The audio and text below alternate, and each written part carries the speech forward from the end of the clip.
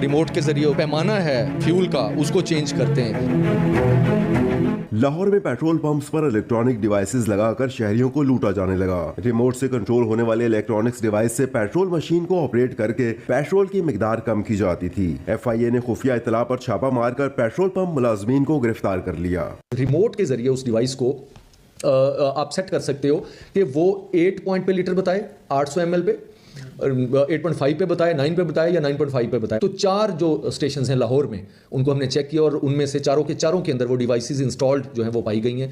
FIR कर दी गई है। FIA हुकाम के मुताबिक पेट्रोल पंप्स इंतजामिया इलेक्ट्रॉनिक डिवाइसेस के जरिए मर्जी के मुताबिक मिकदार कम कर देते। जब छापा मारा जाता तो रिमोट के जरिए डिवाइस बंद कर देते। कहीं पे मालिक इन्वॉल्व है, कहीं पे मालिक को नहीं पता, मैनेजर इन्वॉल्व है कहीं, और छोटा स्टाफ तो ऑब्वियसली उन्होंने तो दिहाड़ी और मजदूरी करनी है, उनको पता होता है। और दूसरी चीज़ ये है कि कुछ ऐसे भी लोग हमने आइडेंटिफाई किए हैं जो ये चीज़ें जो ये चिप्स जो हैं इनको इंस्टॉल करते हैं।